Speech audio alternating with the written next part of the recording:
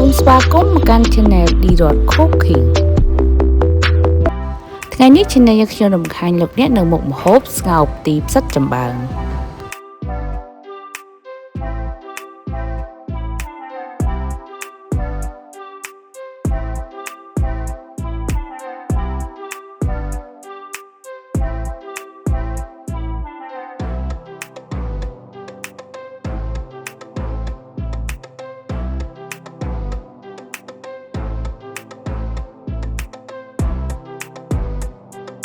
ចំពោះគ្រឿងផ្សំមានសាច់ជ្រូក3ជាន់និងសាច់សុទ្ធខ្ទឹមសស្ករសអំបិលប៊ីចេងខ្ទិ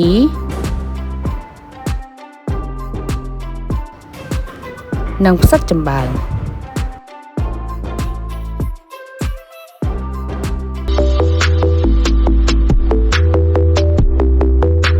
ដំបូងយើងដំខ្ទឹមសនិងចិញ្ច្រាំឲ្យម៉ត់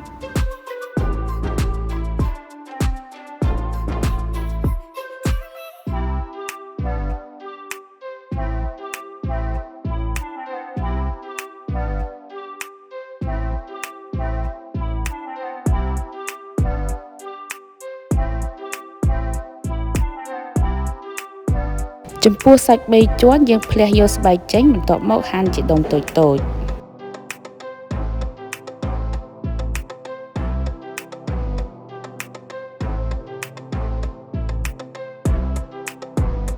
សាច់យើងហាន់ជាដុំតូចៗរួចចិញ្ច្រាំឲ្យម៉ត់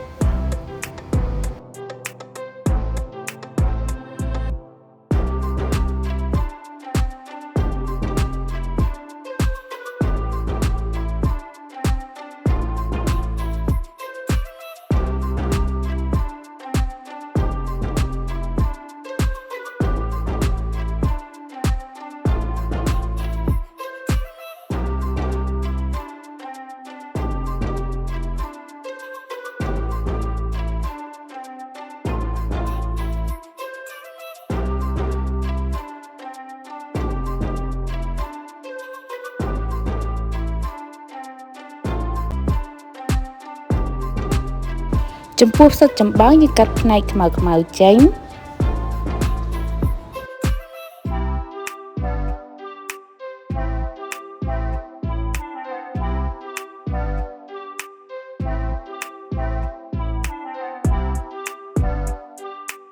បន្ទាប់មកយកលាងទឹកឲ្យស្អាត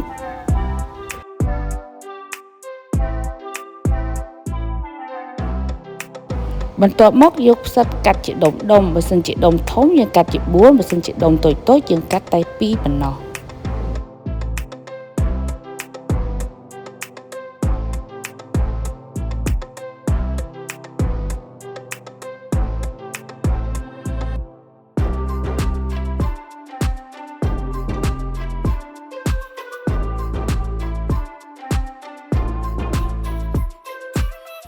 ចំពោះដើមផ្ទីនេះផងដែរយើងសកសំបកចេញនិងកាត់ចូលតែផ្នែកខ្ចីៗ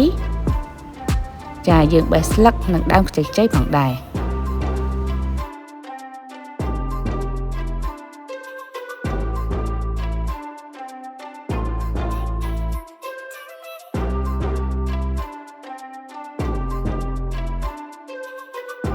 ចំពោះដើមផ្ទីណាដែលធំយើងយកកំបិតកាត់ជា2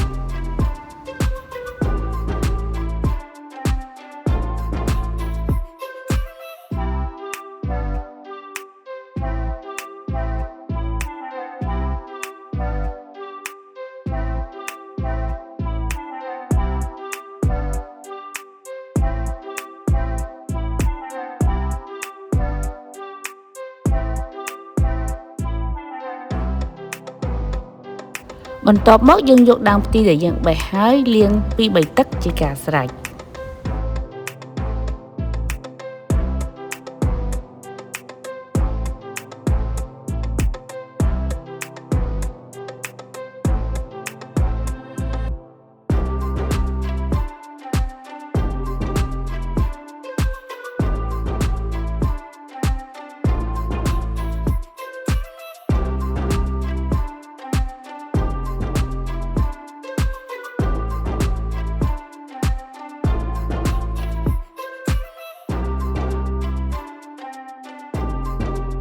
បន្ទាប់មកយើងរៀបចំគ្រឿងផ្សំឲ្យបានរួចរាល់មានសាច់ជ្រូកចិញ្ច្រាំឲ្យម៉ត់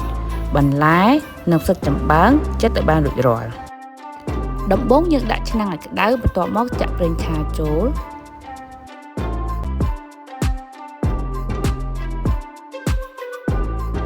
បន្ទាប់មកដាក់ខ្ទឹមសចិញ្ច្រាំចូល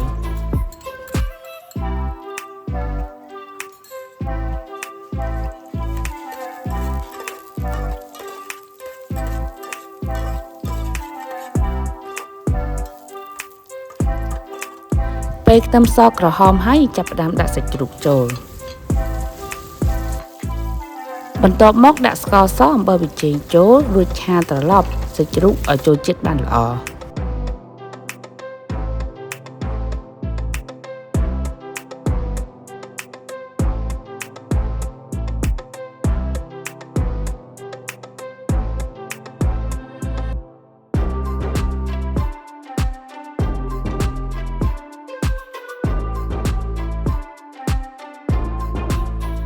បន្ទាប់មកយើងចាក់ទឹកធម្មតាចូលដើម្បីរងាស់សាច់ជ្រូកពេលយើងចាក់ទឹករួចហើយយើងធ្វើការបន្ថែមគ្រឿងស្ករសអំបិលប៊ីចេងម្ដងទៀត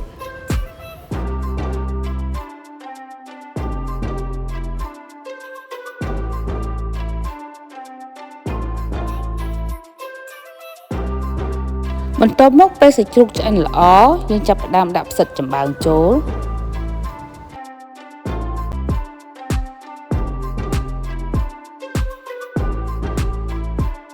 បន្ទាប់មកដាក់បន្លែផ្ទីចូល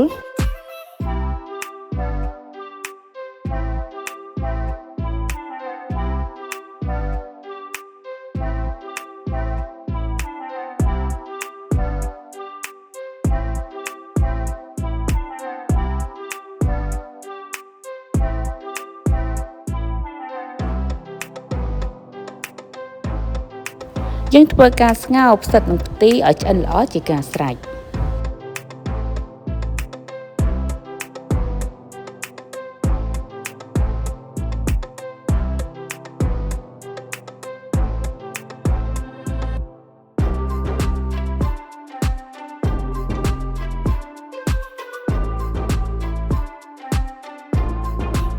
នៅពេលនេះមុខម្ហូបស្ងោរផ្ទីផ្សិតចំបើងបានឆ្អិនរួចរាល់ចំពោះមុខម្ហូបនេះផងដែរយើងញ៉ាំជាមួយនឹងទឹកត្រីម្ទេសនឹងជួយឲ្យមុខម្ហូបមួយនេះកាន់តែឆ្ងាញ់